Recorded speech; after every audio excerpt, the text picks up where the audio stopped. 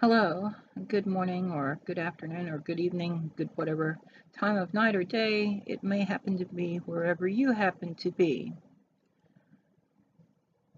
This is Liviana coming to you again with a bit of discussion or opinion editorial, whatever you want to call it. So I stand between two worlds in several different contexts.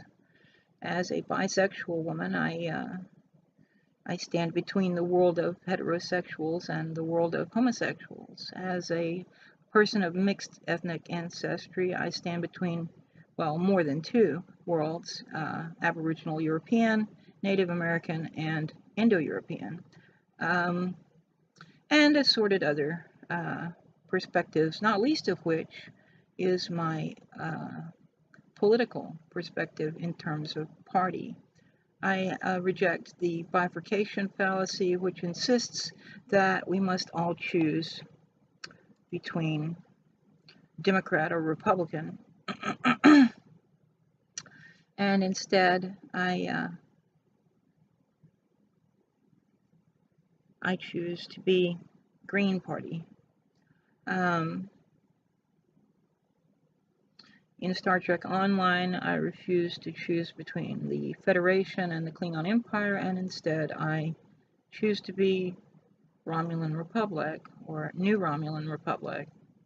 When I used to play RuneScape many years ago, I chose Guthix rather than, I don't even remember the names of the other two now. There was a god of order and a god of chaos, and then there was Guthix, the god of nature. So, yeah, I do stand between different worlds, in the threshold, if you will, or in the fog between the worlds, which is the veil between the worlds, according to Celtic heathen mythological and legendary conceptions. So, I would like to speak with you this morning about, well, this recent business in Charlottesville, South Carolina, specifically the idea that Antifa and the alt-right or neo-Nazis or white supremacists or white nationalists or whatever you want to call that side might actually have some things in common. There are quite a few people I've noticed on Twitter and elsewhere who seem to take offense at this notion. Now, I certainly agree with Dr. Jill Stein when she says that there is no equivalence between the so-called alt-left and the alt-right, by which she is referring, when she says alt-left, she's referring to a term that was employed by the Democratic establishment, Democratic Party establishment, to demonize progressive leftists who refused to support or vote for the far-right wing neoliberal candidate Hillary Clinton. And it was also done in an effort to perpetuate the false notion that the Democratic Party is in any way leftist itself. It is not. When you have corporatists, you're not leftist. I'm sorry. Well, no, I'm not sorry. It's the truth. If you're a corporate Democrat, you are not a leftist. Get over it and own it, because that's the truth. But so anyway, there are some other things in connection with this idea of choosing an option other than the two which are thrust at us by the bifurcation fallacy, which dominates and plagues our society. Professor Brett Weinstein, about whom I have spoken in a previous video in connection with events at Evergreen State College in Olympia, Washington. Recently, and I guess this was, a few days ago now, it's been about 5 days ago,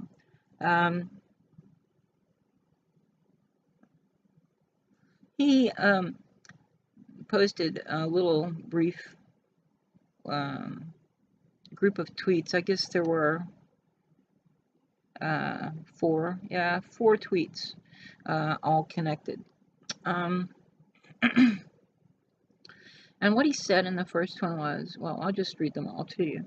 He said, now that egalitarian professor types are regularly called white supremacists, we need a term for people who really do favor white supremacy.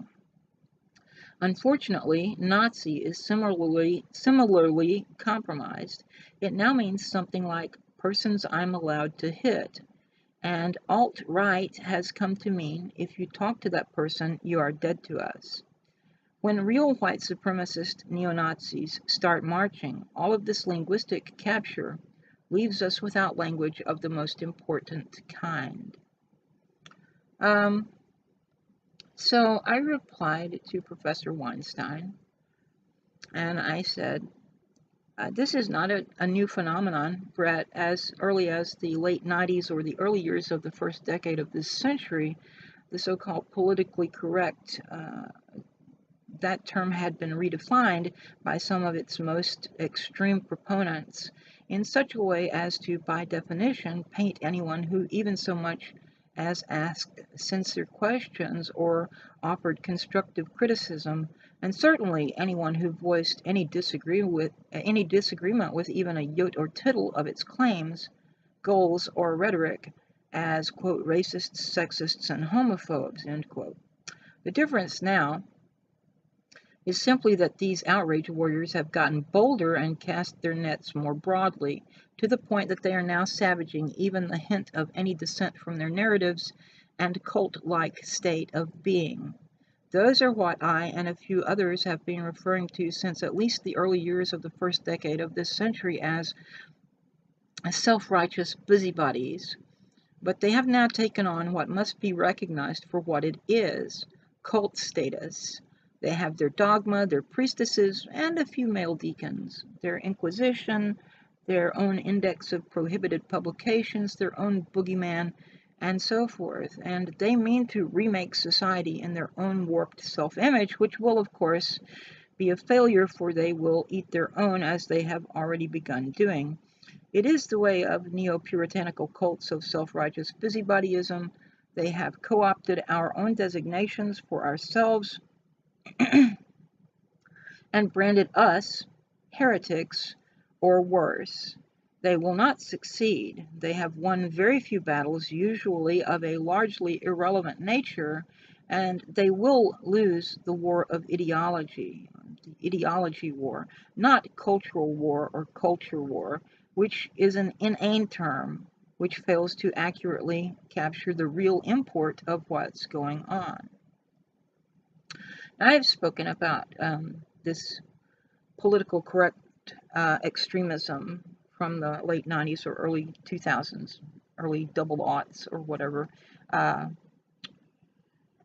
in a previous video also. I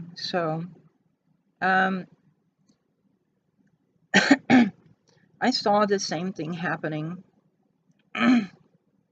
back in, I guess it was around 2003, 2004, maybe as late as 2005. I don't remember the exact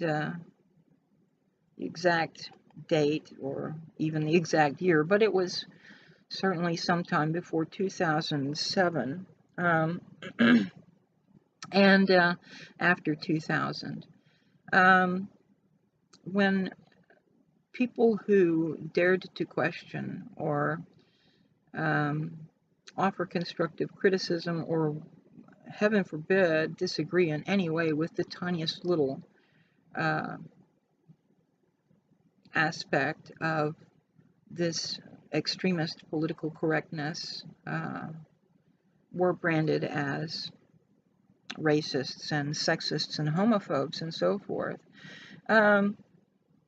And I said then, much the same thing that Professor Weinstein has said more recently, that this was cheapening those terms, that those are terms which should be reserved for people who are actually guilty of, racism or sexism or homophobia or some combination thereof. They should not be terms just thrown out willy-nilly at anyone with whom you have a minor disagreement, because these are very serious accusations. And racism is bad, okay, and sexism is bad, okay, and homophobia is bad, okay, and so is transphobia, and all these other types of bigotry. They're bad, okay, full stop. But when you start using those labels to apply to anyone with whom you have a disagreement of the most irrelevant nature, you're making the terms basically meaningless. So, this is an insane and inane and ridiculous thing to do. So anyway, of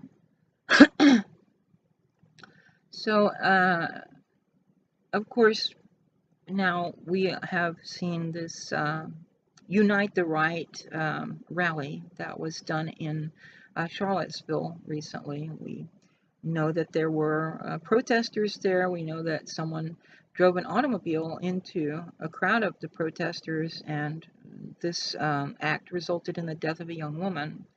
I do not know all the details about this. I don't know who the woman was. I mean, I've seen her name, I've seen photos of her, I've read a little bit about her. I don't know what she was doing there. I don't know if she was simply peacefully protesting, or if she was, involved with the Black Bloc, as they're sometimes called, the Antifa thugs. I don't think she was, but like I said, I don't know all the details about it. I've seen several news stories from the Houston Chronicle and elsewhere. So, I mean, I know the bare bones of the story. Reason I am bringing this up is because there are people now who are quite upset that they say that Donald Trump has not condemned the white supremacists or the alt-right or the white nationalists or the neo-Nazis or whatever you want to call them. And there may be some distinction between the alt-right and the neo-Nazis. As I've kind of alluded to before in a previous video, the term alt-right was coined by Richard Spencer. He is some kind of a white nationalist or something. I'm not entirely clear on what he is, but he's obviously some kind of person obsessed with race.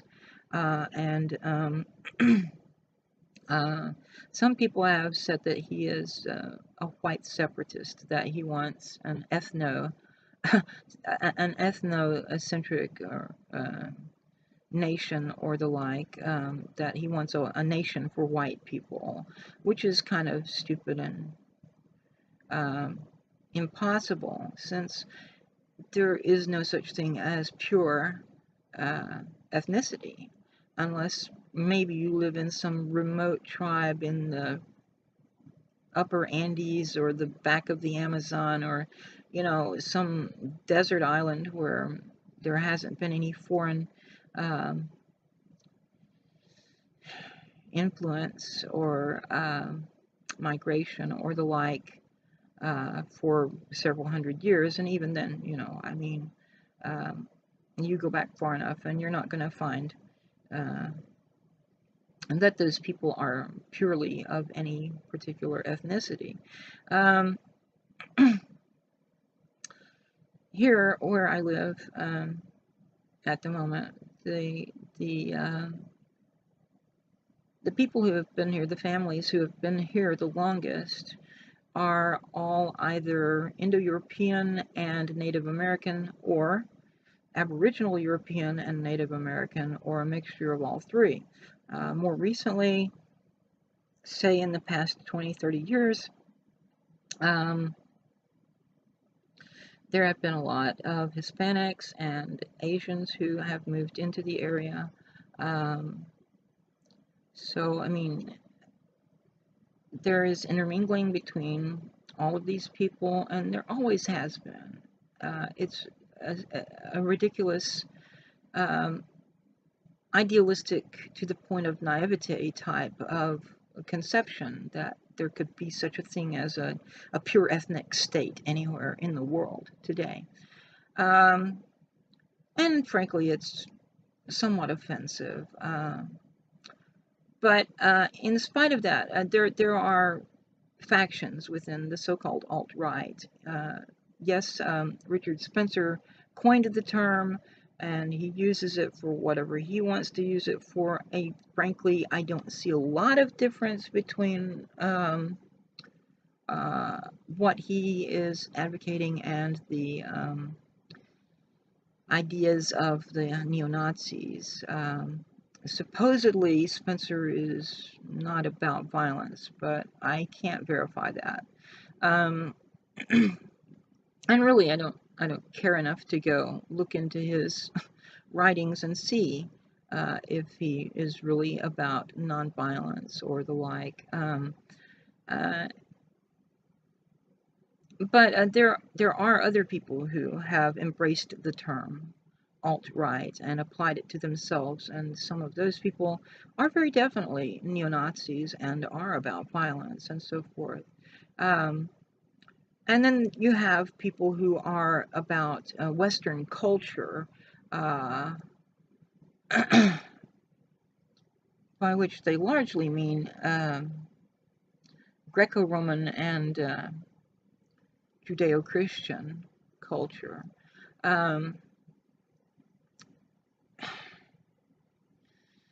And these people are supposedly not racists. They're about culture, and certainly culture is not genetic. It is not passed through DNA. A person who is of sub-Saharan African ethnicity, raised in a society where the culture is, say, well, let's say Irish Celtic, in the Gaeltacht of Ireland on the west coast, where Irish is still spoken fairly widely, where the signs on the roads are in Gaelic as well as in English, and so forth. Where this person who would be raised among the people of that culture and taught that culture from an early age, that would be his or her culture. They wouldn't inherit somehow through some kind of bizarre hypothetical racial memory or the like, the culture of their ancestors. Culture is something you learn. It's not something that is innate. But at any rate, there are those who call themselves alt-right who are basically, they have been described as believing West is best and rejecting Eastern culture, by which I think they largely mean Middle Eastern culture.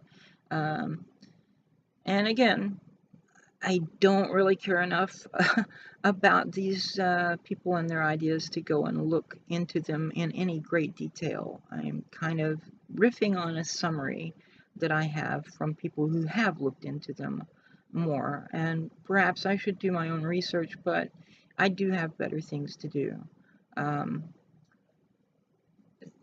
Suffice it to say, I don't agree with them, or the other people who call themselves alt-right, whether they be the so-called ethno-nationalists or the racists, Nazis, white supremacists, whatever. I don't agree with these people. on any number of issues. I don't agree with their politics. I don't agree with their economic views. I don't agree with their social views, and I certainly don't agree with their ideas of race. But at any rate, during the election last year, 2016, the Democratic Party establishment started using a term alt-left as if to paint progressive leftists as somehow equivalent to the alt-right, that these progressive leftists were somehow just as bad as the alt-right. And like I said, this was also done in an effort to perpetuate the lie that the Democratic Party is in any way leftist. Now, I've seen some more recent information about this that suggests that the term alt-left was originally coined by people on the right, or, well, to be more precise, by Republicans, because the Democratic Party establishment are also on the right, whether they want to admit it or not, and whether the Republicans want to admit it or not. As I said before, if you're a corporatist, you're not a leftist. There is not any room on the left for corporatism. So, I mean, if you cozy up to the big banks and the private insurance companies and the for-profit prison industry and Wall Street and so forth, you have no business whatsoever calling yourself leftist. But anyway, so I said also more recently,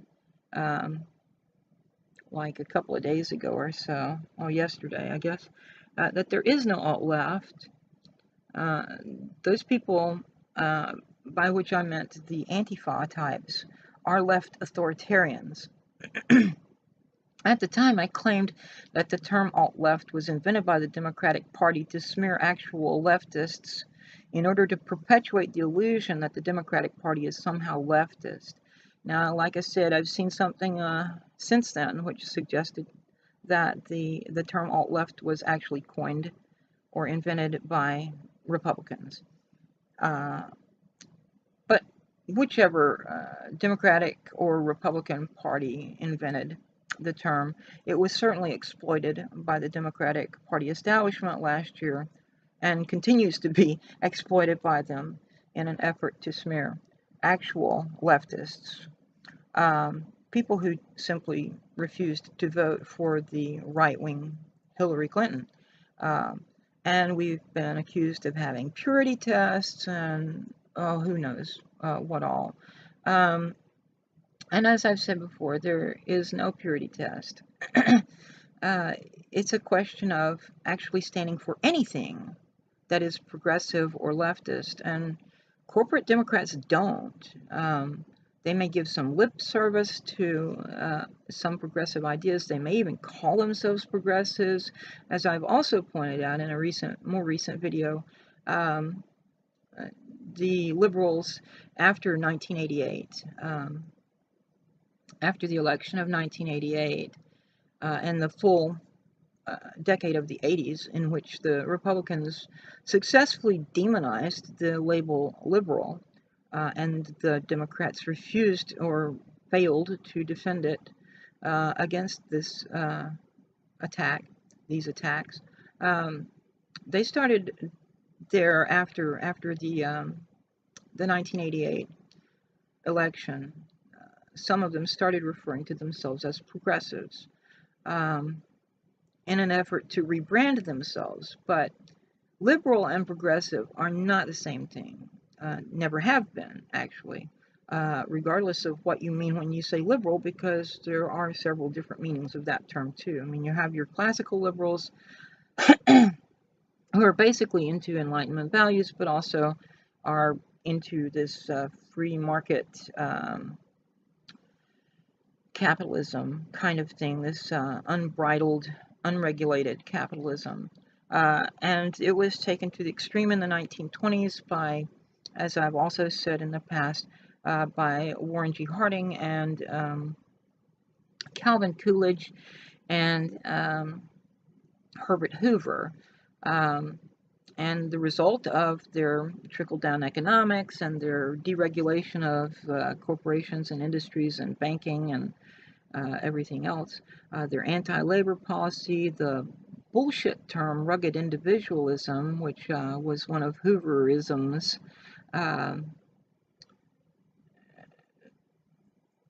prominent slogans, if you will,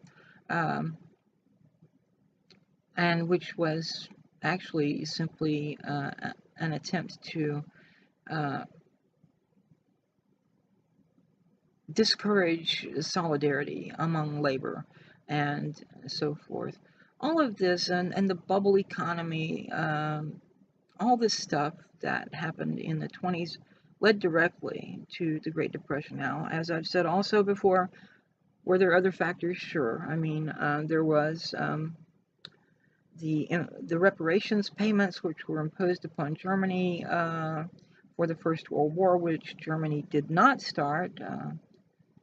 That was started by, I mean, there were a number of factors. There was this huge powder keg in the Balkans, and you had a guy, a Serbian, who assassinated the Austrian Archduke Franz Ferdinand, and well, things just kind of blew up at that point. It was the spark that lit the powder keg and resulted in this huge explosion, and all of a sudden the entire world basically was a war. So, I mean, there were a number of factors, but to blame it all on Germany, as was done in the Treaty of Versailles, was not simply historically incorrect, but also unjust. There were, you know, widespread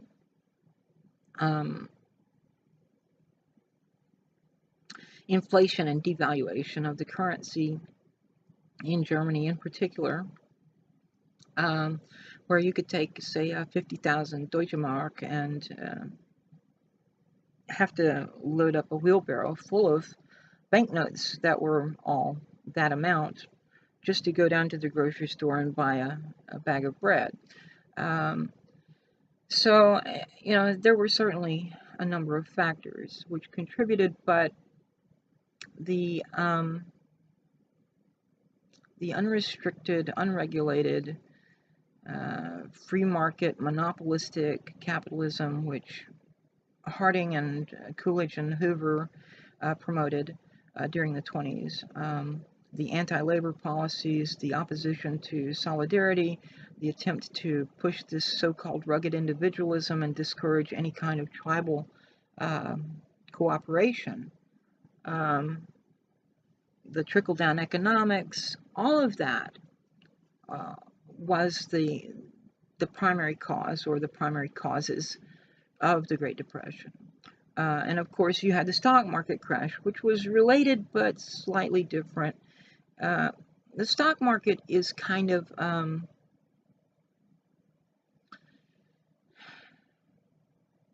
one of the reasons that I do not like this idea of free market is the stock market itself. I mean, now I have had some stocks myself in the past, and I actually still have some now at this point in time. But at any rate, the stock market depends on confidence, public confidence. If the public panics, if the people who have the stocks panic and start unloading, you know, their stocks, the value of those stocks drops. And if suddenly every stockholder starts dumping their stock in a particular company, it basically tanks. If this were done on a large scale across many different companies, as was done in 1929, well, what do you think would happen? The entire economy would tank, and yeah, so, I mean, there's that to consider also. But there is no denying by anyone who's actually looked at the history and understands economics at all that this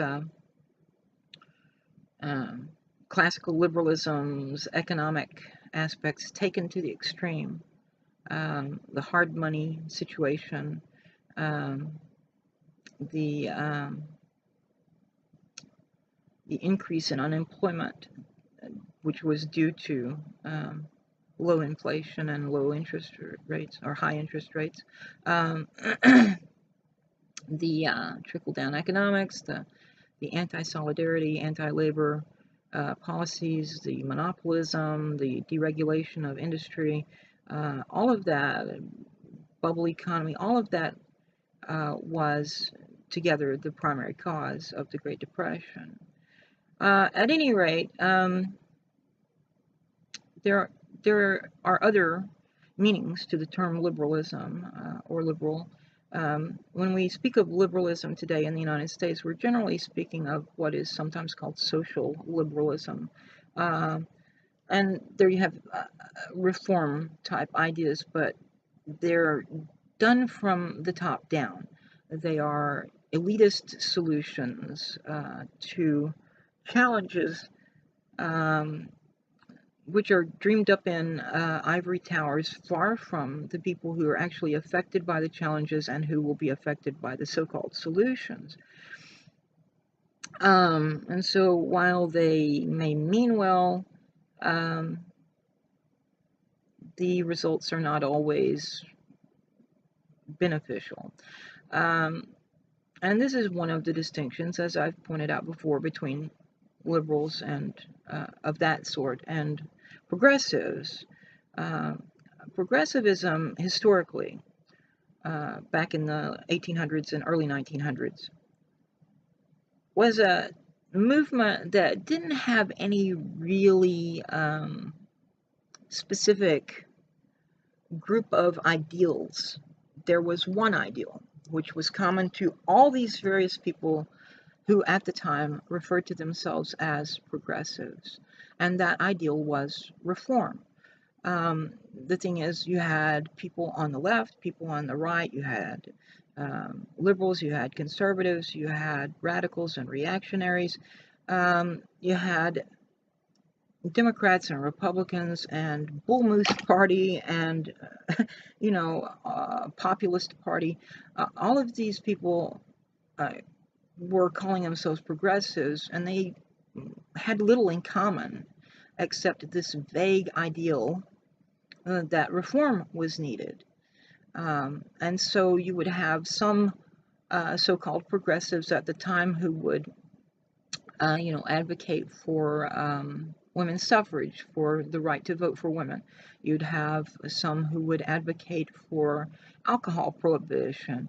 You would have some who would advocate for Jim Crow laws, and so forth and so on.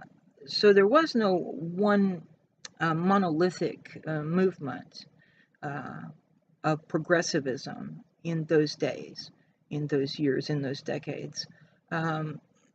There was instead a wide variety of perspectives. And the only thing they all agreed on was that we need reform. But what reform meant to one group or one person was not necessarily what reform meant to a different group or a different person. So, however, over time, throughout the continuing of the 20th century, the term began to take on a very distinct meaning, as it was abandoned by most perspectives. And by the 1960s, when the Vietnam War was in full swing, there was a clear distinction between progressives and liberals, and progressives and conservatives, and so forth and so on. By that point in time, progressives and liberals were at loggerheads over the Vietnam War with the liberals, who were largely partisan Democrats, favoring this war in Vietnam, and the progressives being opposed to it. There was also a tendency, beginning in the 60s, but growing more strong in the, say, the 90s, I guess, probably, towards progressives moving toward a leftist economic perspective. Whereas the liberals from the mid to late 80s on have moved more and more towards a right-wing economic perspective. This started with a man named Coelho in the 80s and was really pushed by Bill Clinton in the United States and Tony Blair in the United Kingdom, to the point that they coined the term neoliberalism. And neoliberalism is basically the economic perspectives or aspects of classical liberalism taken to the extreme. Again, just as they were in the 1920s.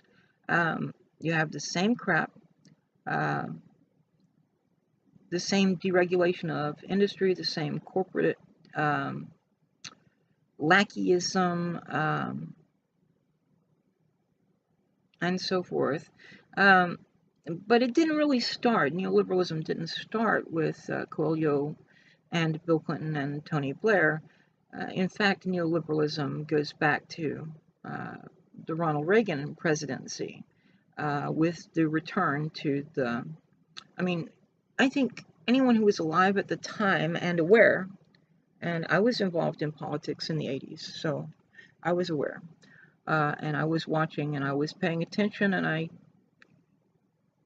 knew what was, I learned a lot. But I saw things happen, and I think it's obvious to anyone who was alive at the time and paying attention that Reagan kind of saw himself as the anti-FDR, that he wanted to go back to what was before FDR, and what was before FDR was Harding and Coolidge and Hoover, basically, which is why he started the so-called Reaganomics or voodoo economics, which is what they called trickle-down economics, which is why he started pushing for deregulation of corporations, which is why he opposed the breakup of AT&T and favored other monopolistic tendencies within capitalism, which is why he was such a staunch anti-communist and was opposed to the welfare state and so forth and so on. And, you get the message. But that is when neoliberalism really started. To say that it didn't exist before then would be a bit naive, but that's when it came into power, and you saw the same sort of things going on in Europe with, for example, in Germany, Helmut Schmidt began to move the Social Democrat Party of Germany towards this kind of attitude, and then along came Helmut Kohl, who was the next Bundeskanzler, and he kind of fully embraced it, whereas Schmidt had only kind of like maybe, yeah, that might be a good idea kind of thing. The Social Democratic Party in Germany today is nothing like it was when Willy Brandt was the Bundeskanzler, or the Chancellor of the Bundesrepublik of Germany. The Social Democratic Party of Germany is now much not that different from the Christian Democratic Union, of which Helmut Kohl was a representative, and which is the party of Angela Merkel today.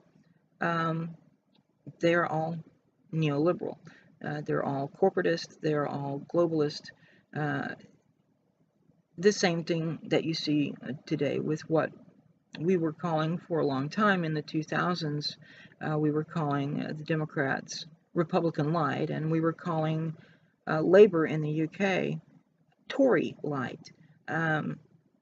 And now today, I don't think it's possible to make too much of a distinction between Democrats and Republicans in the United States. They are, the Democrats in some cases have gone even further to the right than than the Republicans.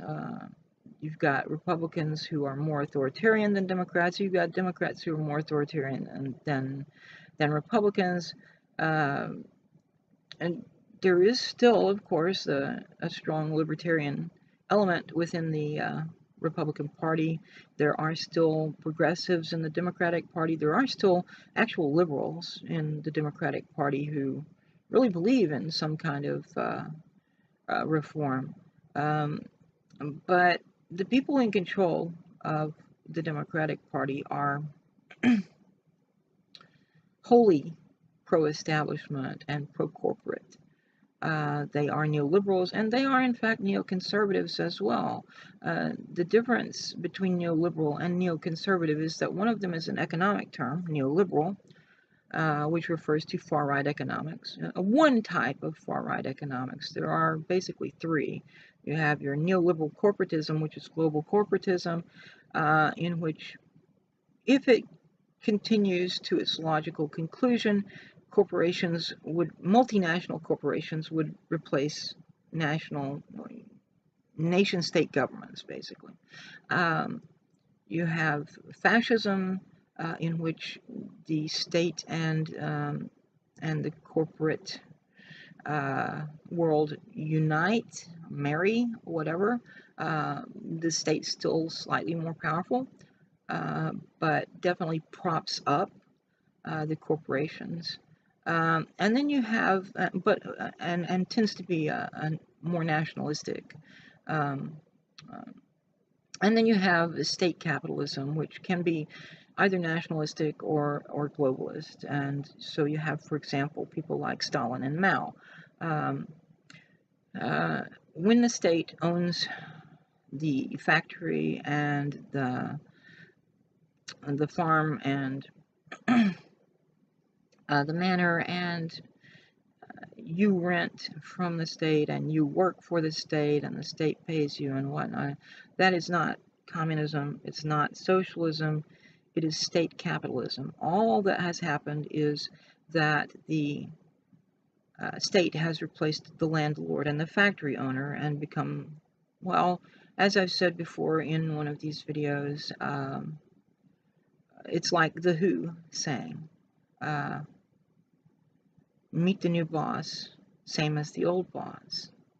And a lot of people in the 80s talking about the Soviet Union, American people talking about the Soviet Union in history classes, would point out that the difference between Soviet Russia and Tsarist Russia was basically just a change in name. You changed the people who were in power and changed the name. Instead of Tsar, you now had Premier or whatever. And instead of imperialist, you now had Marxist. So, I mean, it was just a superficial change, basically. There were some actual changes. I mean, Russia, up until the 1917 revolution, had been largely feudalistic still. And after the revolution, and especially once Stalin came into power, the Soviet Union started becoming very industrialized. And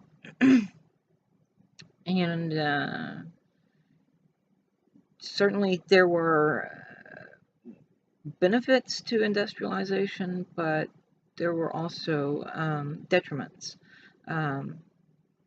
And state capitalism is still capitalism. It's not communism.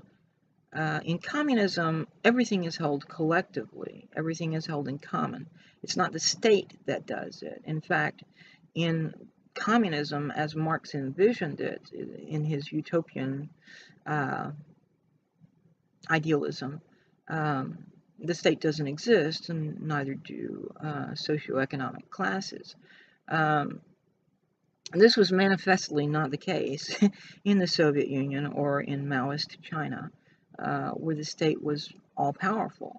And there certainly were classes of people. Now, with fascism, you have the state backing up the corporations. We see this a lot in the United States, which is one of the reasons I've said that every president since Reagan took office in 1981 has been more or less fascist, because the government has propped up corporations. There are subsidies and tax breaks and tax incentives. The petroleum industry is heavily, heavily subsidized. If it were not, then right now wind and solar power would be much less expensive than petroleum. And when you talk about the neoliberalism, corporatism, global corporatism, however you want to describe it, it's all the same thing, basically. What you have is the state becomes the servant of the corporations. And eventually the corporations become all-powerful in terms of politics and economics and so forth. And either blatantly or subtly replace the governments of nations. So that's kind of the dystopian vision that was presented in some years ago. I guess in the early 90s, there was a line in Marvel Comics of specific comics that were set in 2099. One of those that I remember reading quite a lot and still have copies of was the comic Doom 2099, which was about a future manifestation or incarnation or whatever you want to call it of Victor Von Doom, Dr. Doom. So that was an interesting little storyline that went through Marvel for a while. I don't know exactly when they ended that line of 2099, but they had Doom was just one of several titles in that line. So anyway, yeah, that in the 2099 story, what you have is no more national governments, but instead you have multinational corporations, and they are the ones who basically determine social, economic, and political policy. And the people are just serfs, basically consumers and cogs in the machine and whatnot. There is no political freedom, there is no economic freedom, and there's no social freedom. They have to take what they get, basically. And yeah, I mean, there's economic freedom for the corporations, but that's not really economic freedom, as I have argued before. Economic liberty is not about corporations having free rein to do whatever in the hell they damn well please. Economic liberty is when the people don't have to live from paycheck to paycheck, when they have the means, the resources wherewith to be able to strike or to, do more than merely survive at a subsistence level, where they can, have health care and without having to worry about losing their house or, their car or whatever. That's what economic liberty is. Liberty is supposed to be a thing for people, not for corporations. And that's as true in economics as it is in politics and society. But anyway, let me return to this discussion of alt-left and Antifa and so forth. So, as I said, there is not really any such thing as alt-left. This is just a propaganda term. Apparently, it was first coined by someone in the Republican Party or some Republican think tank or whatever, but it was certainly embraced by the Democratic Party establishment in 2016 in an effort to smear actual leftists and to perpetuate the illusion that the Democratic Party is somehow leftist. It was never applied to Antifa until more recently, as far as I know, when Donald Trump was talking about alt-left in the days following the Charlottesville events. And so now there are people using the term alt-left to refer to the Antifa people, these violent, I hesitate to call them activists or protesters, because what they actually are, they're thugs. Antifa is a group of masked thugs who embrace violence in support of authoritarian leftism. And some of them claim that they're anarcho-communists, but they're not anarchists by any stretch of the imagination. They are authoritarian.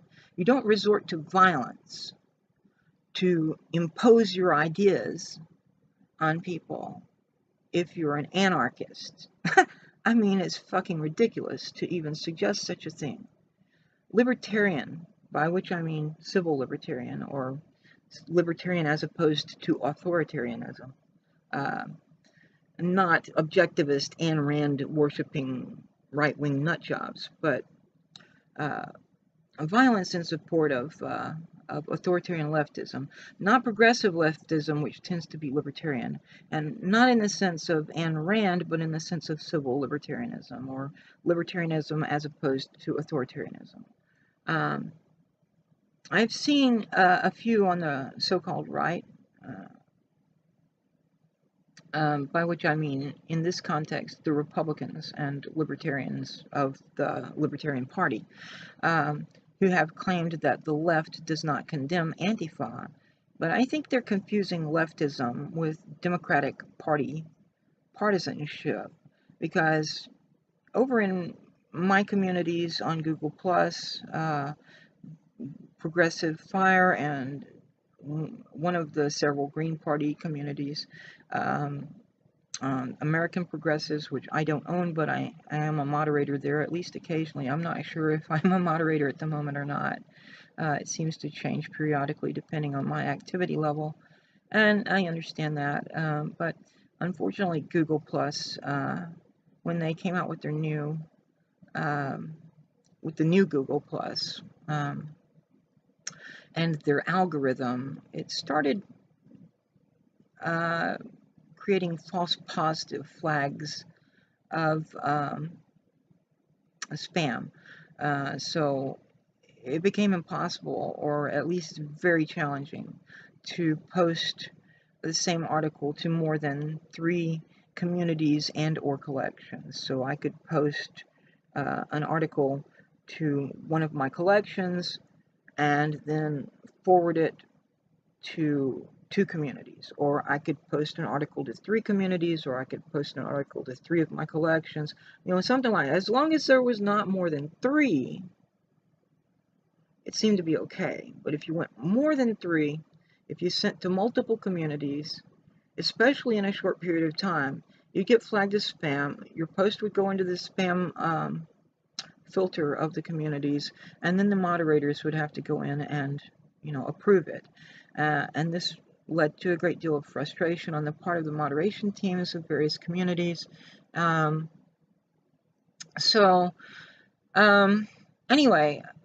the point is,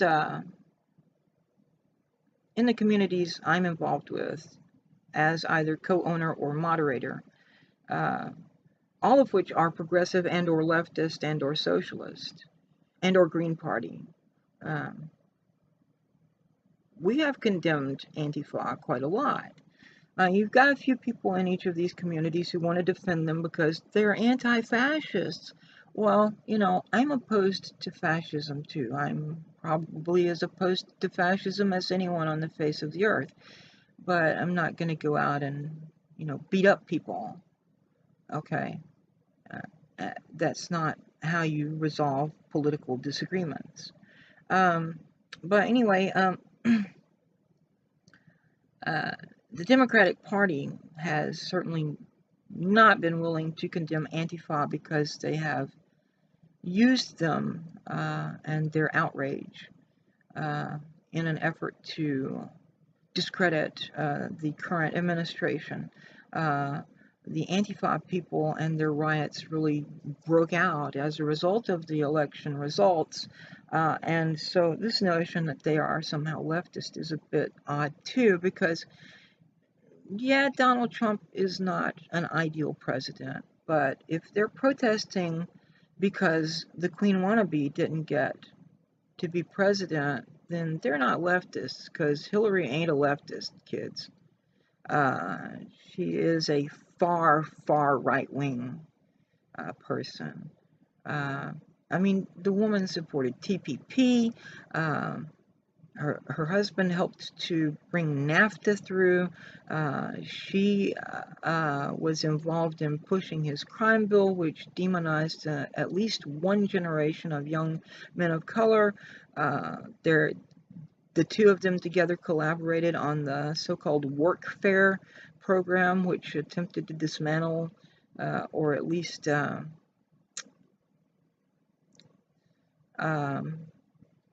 lessen welfare. Bill Clinton himself was planning to try to get rid of Social Security. And all of a sudden the Monica Lewinsky scandal broke, and he had to abandon that plan. This is ridiculous, this notion that Hillary Clinton and or the Democratic Party establishment is in any way leftist. They are not. And I am tired of being associated with them by people who think that me calling myself a leftist or a progressive means that I'm a Democrat. I am not a Democrat. I left the Democratic Party, and I wasn't ever really a member, but I left the Democratic Party in 1993. Or maybe it was 94. I think it was 93. It might have been 94. I'd have to go back and look at some of my records and see. But at any rate, I was originally a Republican. My first election that I voted in, I voted Republican. And then the next election, the midterm, if you will, election, I voted mostly Democrat. And there were a number of reasons for the change. One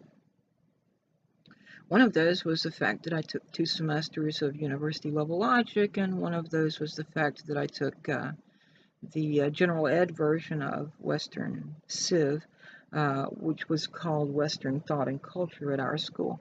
And it was just 1 semester. I did later on go and take the first semester of the history department class, World Civilization. In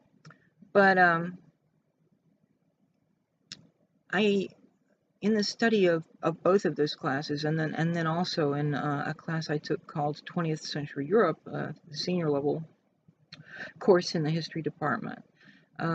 We studied, well, not in logic, we didn't, but in 20th Century Europe class and Western Thought and Culture, we studied fascism, the characteristics of fascism, what were called the salient features of fascism.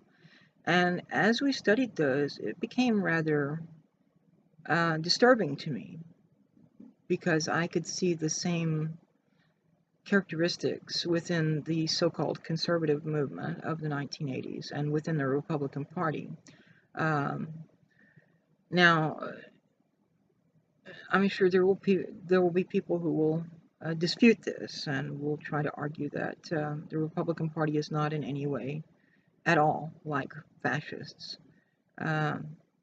I don't really want to go into it in this video. I mean, I'm rambling quite a lot and chasing a lot of rabbits. It's all related, but I mean, I've been going on now for almost an hour, 59 minutes already. So anyway, I don't want to go off on that right now, but at some future time, I will talk about the salient features of fascism, salient characteristics of fascism, and I think I've already talked about it once or twice in either one of my videos or one of the videos where I was a guest on someone's live stream. But at any rate, I would like to continue with this talk about the alt-left and Antifa, and there is no such thing as the alt-left. It's a made-up term that no one ever applied to themselves. It is a term which was invented purely to smear others. Unlike alt-right, which is a term someone actually invented to call himself and people like him. Anyway, as I said, there are some people in the Republican Party and in the Libertarian Party who have claimed that the left does not condemn Antifa, and I think they're confusing leftism with Democratic Party partisanship or Democratic Party membership. Political rhetoric is often disconnected from the truth. For example, in the name of the People's Democratic Republic of North Korea, North Korea is, of course, by no means democratic, simply because of the inclusion of that word in its official name. To conflate Antifa with the left or the far left is to ignore the reality that there is more than one axis of perspective. Left, center, and right are about economic perspectives. There are several other dimensions of perspective, including but not limited to, the axis which goes from absolute liberty at one end to totalitarianism at the other end. So that would be the thing of libertarian versus authoritarian. People who resort to violence as their first tactic are attempting to impose their own views on others. That is pure and simple authoritarianism or totalitarianism or dictatorship or tyranny. It has many names, and it can exist on the left, it can exist on the right, it can exist in the center as far as economics go. Remember, left, center, and right are economic terms. There are authoritarians in each of those economic positions. There are authoritarians who seek to impose their views on others via physical violence, much like conversion by the sword. It is a logical fallacy known as argumentum ad baculum, which is Latin and literally means appeal to the stick. It means appeal to the cudgel. The stick in question, the baculum, is a walking stick that was used by Romans. So the idea was you take your walking stick and start beating someone with it. And argumentum ad baculum, also known as appeal to violence, is the mistaken belief that disagreement can be settled by resorting to violence. And it is also a notion which is extremely un-American. Americanism, which is to say the values and virtues largely derived from the Enlightenment, upon which the American experiment, if you will, the Constitution, the Articles of Confederation before that, and the Constitution itself, and the Declaration of Independence, all of those documents are based heavily on the values and virtues of Enlightenment philosophers. But these Americanism condemns this kind of political violence. The choice of the stick or cudgel is not the way of rational or civilized persons. And it is antithetical to everything for which America stands.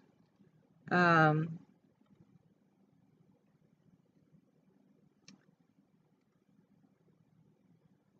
have seen some people on Twitter recently try to conflate this notion that there are extremists on both sides with the segregationist politicians in the 1950s who were talking about the KKK and the NAACP. But that's not what we're talking about, because in fact there are more than two sides. There is not just Republican and Democrat, there is not just left and right, there is not just authoritarian and libertarian. There are multiple perspectives, and any given person's ideologies are based on a wide variety of perspectives, which range from politics in the sense of who has a voice, who they believe should have a voice, to politics in the sense of centralization or decentralization, to interventionism or isolationism, and all points in between these. I'm giving you kind of extremes here. You've got interventionism on the one hand, which is essentially imperialism, and then you've got isolationism, which is let's all go back into our shell and hide from the rest of the world and not interfere with their shit and hope they don't bother us. But there are, points along the axis in between those two extremes. Okay. And obviously you have the left, center, right economic axis. You have the authoritarian to libertarian axis, and you can go as far authoritarian as totalitarianism, or you can be so libertarian that you're essentially antinomian, lawless, where anything goes, and that doesn't last very long. But anyway, so there are a wide variety of dimensions to perspective, and trying to reduce everything to two sides is simplistic and limiting and limited, and frankly, it is an insult to people's intelligence. But in response to this particular author, historian, who said this about extremists on both sides being comparable to the segregationists in the 50s who were talking about the KKK and the NAACP, what I had to say was, moral cowardice is what it is to not condemn masked thugs who assault random people claiming that they are Nazis. Yes, quote, both, end quote, sides suck. We don't get to ignore Antifa simply because they claim to be leftists. They are thugs, plain and simple, full stop. Nazis are horrible. There is no doubt whatsoever. But this is America, and masked vigilantism, especially when it has devolved into random thuggery and argumentum ad baculum, is not only anti-American, it's also antithetical to the very Enlightenment virtues upon which this nation was founded. Yeah, Antifa attacks Nazis, but when you attack everyone you see claiming that they are all Nazis, you might accidentally actually attack an actual Nazi once in a while. And then, the actor, Seth Rogen, he had this to say on Twitter yesterday, I guess it was, and I quote him, quote, "The idea that Nazis and people who oppose Nazis are somehow equatable is the most batshit fucking crazy shit I've ever fucking heard," end quote. Well, I replied to Mr. Rogan, and I said, the equation is about violence, not ideology. Anyone who resorts to violence for anything other than self-defense or defense of those who cannot defend themselves, or in defense of freedom against aggression, is a thug, regardless of their ideology. That includes Nazis, but it also includes Antifa, who have engaged in violence as a first resort, a logical fallacy, in fact, known as argumentum ad baculum. Not only is it a logical fallacy, but it is also anti-American and contrary to the very ideals of the Enlightenment upon which America was founded. I certainly oppose Nazis, but I'm not going to go around beating up trash cans, setting cars on fire, throwing bricks through windows, and beating up random people whose beliefs I know jack crap about, and then claiming that they are Nazis. This extremism must end.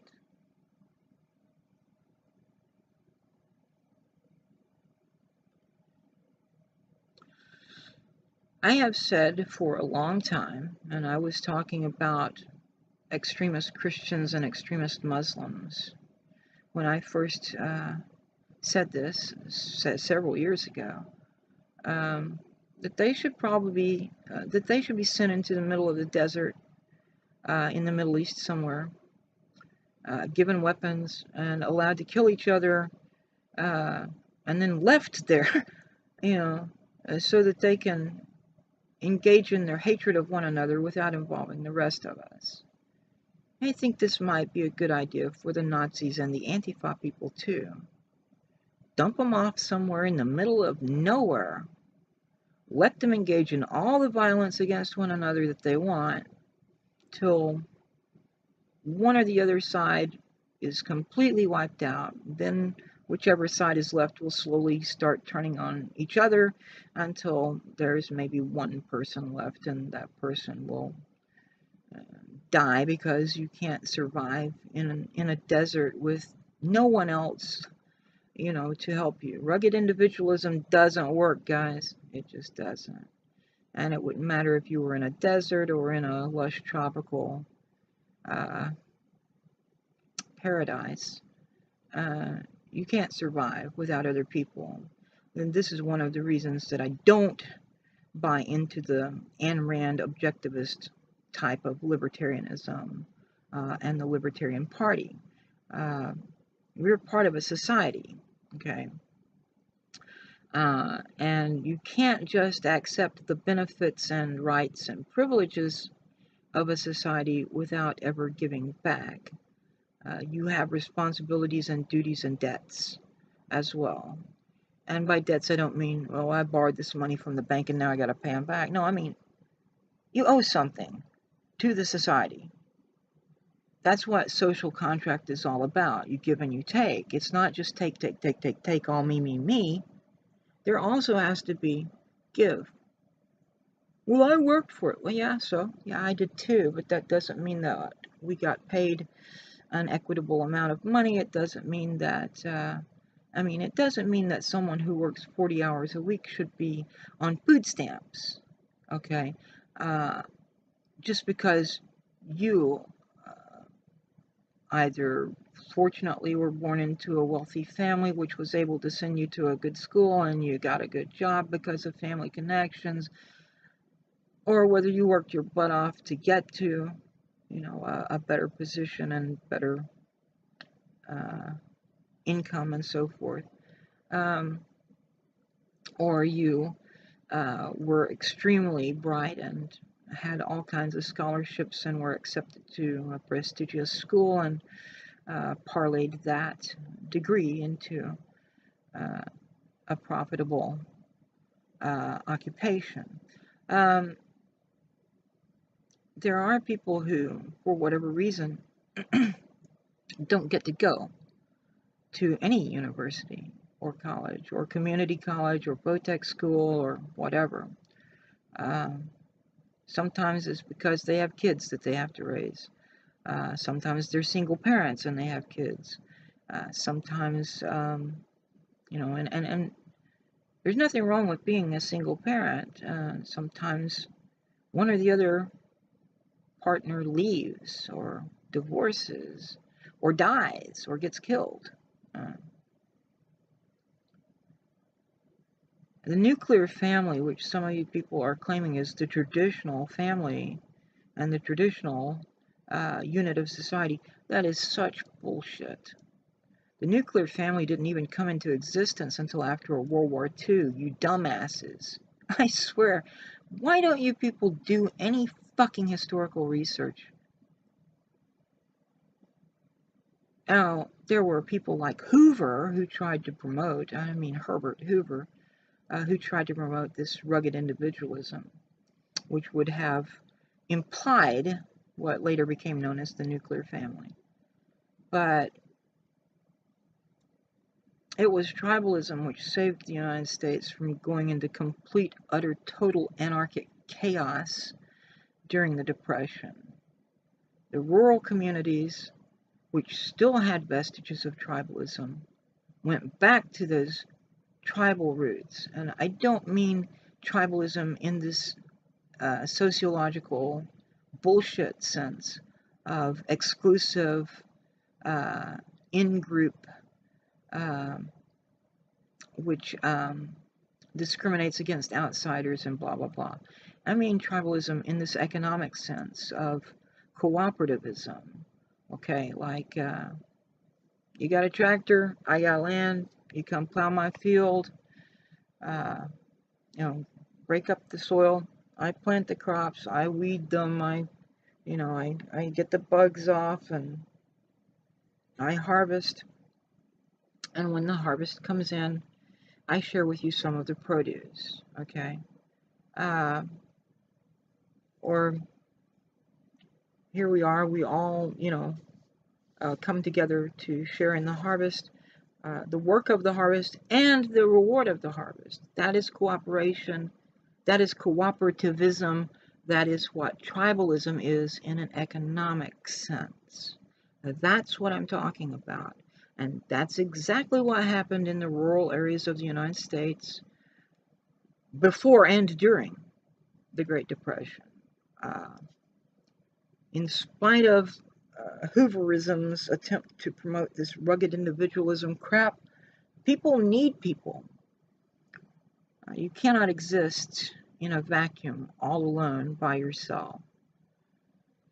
But anyway, as I've said, I think that these people who want to kill each other should be isolated from the rest of us. And I don't know that necessarily we need to put them in the same place so they can kill each other, but we need to get them out of here so that we don't have to be involved in their bullshit. Okay? If Antifa and the neo-Nazis and the alt-right and the white supremacists and the white nationalists and the whoever else is involved in this bullshit, if they hate each other so damn much that they want to kill each other and beat each other to fucking whatever, they don't have any place in a civilized society. They're not contributing anything except more polarization, more hate, more violence. They're increasing the dangers and harm in the society. Lock them up or send them somewhere else where they can kill each other without the rest of us having to put up with their shit. Okay? Because when you got Antifa walking down the street assaulting veterans in wheelchairs and calling them Nazis just because they voted for Donald Trump, or accusing people who voted for Bernie and refused to vote for Hillary and instead voted for Jill Stein, for example, accusing us of somehow being responsible for Donald Trump, and then they're willing to persecute us in the same way that they're willing to persecute Trump supporters, as well as alt-right and neo-Nazis and white supremacists and white nationalists and blah, blah, blah. This is insanity. This is not rational. This is not civilized. This is not a healthy society.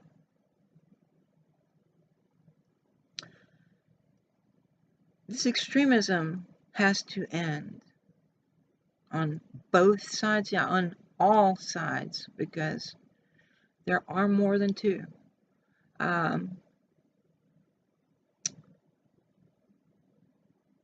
You are a delightful audience, ladies and gentlemen. I thank you.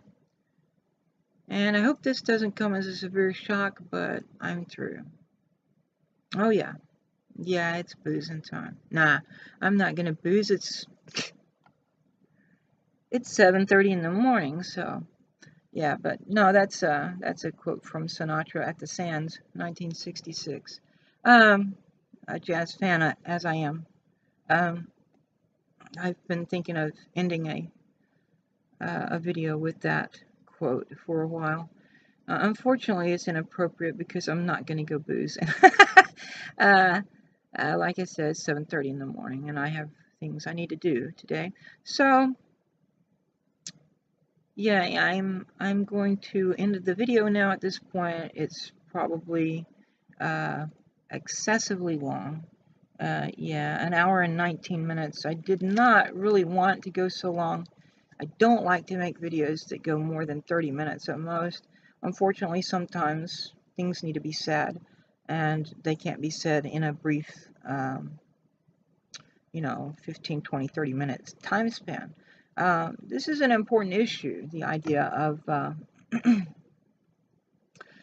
of these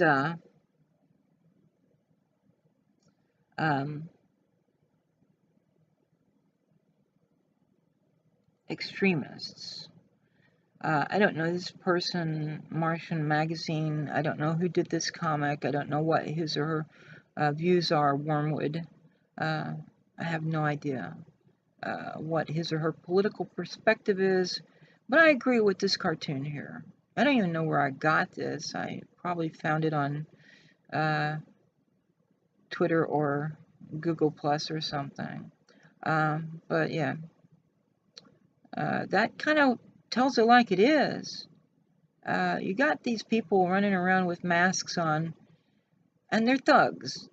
I don't think some of them even give a shit what you believe. If they encounter you and they want to beat you up, they're going to beat you up. You look like a Nazi. You look like an alt-right. You look like you're a Trump supporter. How the hell do they know who you voted for or what your political or economic or social ideology is? They don't. Oh, well, they're over here with these alt-right people at this rally. Yeah, okay. Well, you know what happened in Charlottesville, Charlottesville, whatever the hell place was. I've not had sleep as much as I should have, and so I'm not gonna. I know it's not Charleston, but I think it's Charlottesville. Anyway, what happened there was the alt-right people had permits for a rally, and the ACLU has defended neo-Nazis, the American Nazi Party back in the 70s, I guess it was, their right to march and hold rallies and so forth. You have also the statement by Evelyn Beatrice Hall in her book, The Friends of Voltaire, where she said, and I'm probably not going to get this quote verbatim, but so this may be a paraphrase, but what she said was, I may not agree with what you have to say, but I will defend to the death your right to say it. This is an Enlightenment value. This is an Enlightenment virtue. This is the ideal of free speech beyond the constitutional right of freedom of speech. And certainly it's part of the constitutional right of freedom of speech too. Now, are there limits to that politically recognized right? Yes. You can't yell fire in a crowded theater, decided in 1919 by the Supreme Court. You also can't engage in any speech which is intended and likely to result in imminent lawless action, decided in, I think it was 1947 by the Supreme Court. So this was after, as someone recently pointed out on Twitter, this was after we had already been to Europe and fought the Nazis and so forth and so on. So yeah, you don't get to advocate for violence if, you're intending to cause imminent lawless action, and if it's likely that your speech is going to result in that, yeah, you don't get to do that and claim more freedom of speech, man. No. But that goes for Antifa as well as the neo-Nazis, the white supremacists, the alt-right, the white nationalists, the whatever, and anyone else. This is what Antifa does. They put on masks, They put on black clothes, they go out, and they are looking for a fight. What happened in Charlottesville? The alt-right had their permits for the rally. They were doing their rally. For some reason, the city decided to pull their permits in the midst of the rally or shortly after it started or whatever. And the cops basically just dispersed these alt-right people into the crowd of protesters, which included Antifa, and did nothing whatsoever to try to keep them separate. And what did they think? There was not going to be any undesirable consequences? I mean, come on, people. Come on. So yes, the city of Charlottesville and the police share some responsibility for this too.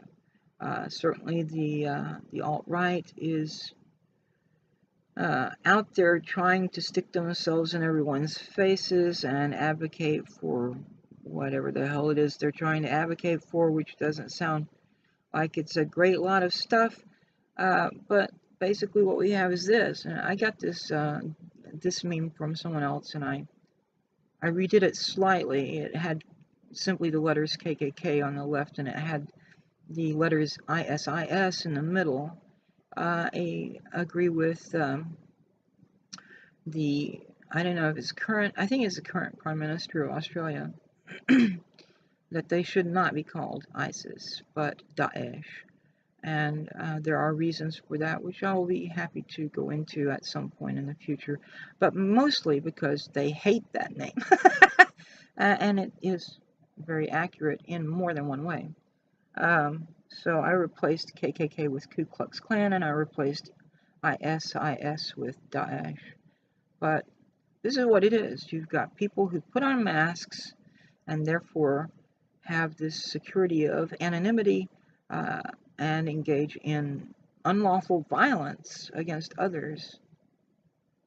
This is America. We don't take the law into our own hands.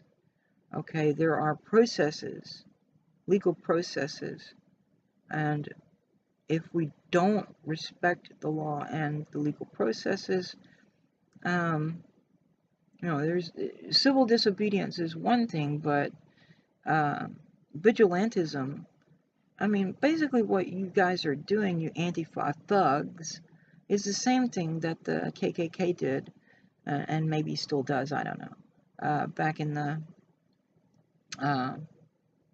well, certainly the 50s and 60s at least, where they would lynch people. You're taking the law into your own hands.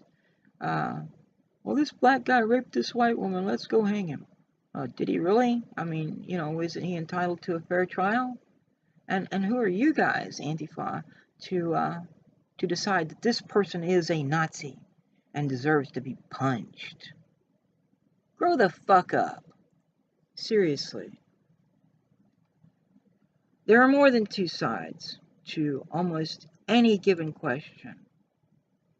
More than two answers to almost any question.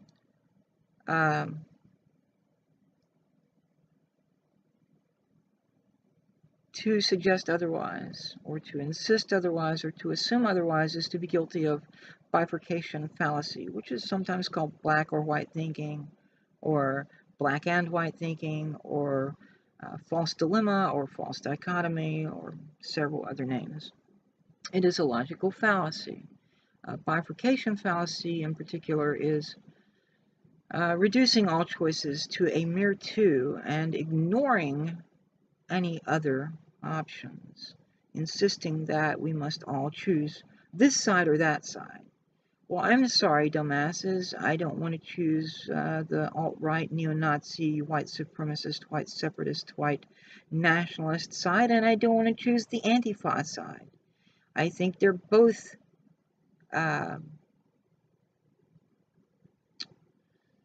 undesirable, uncouth, uncivilized, un-American, anti-American, irrational, illogical, and I'd be delighted if they could all be taken somewhere else and let You know, I mean, if they're hell-bent on killing each other, let them kill each other. Just let them do it somewhere far the fuck away from the rest of us. But yeah, I refuse to choose Democrat or Republican. I would not vote for Trump or Hillary. I mean, who the hell wanted to vote for either one of them for any reason other than to keep the other one from winning? They were both equally reprehensible in my perspective, and in different ways. Trump is dangerous domestically, and Hillary is dangerous globally. Trump is likely to do great harm to civil liberties in this nation. And he's likely to do a great deal of harm to the economy in this nation and the environment and so forth and so on. And some of that will, of course, affect other nations and the world itself. But Hillary is a fucking warmonger, neoconservative war hawk who wants to go to war in Syria for Israel and to start, basically provoke Russia, the other largest nuclear power in the world besides the United States and China.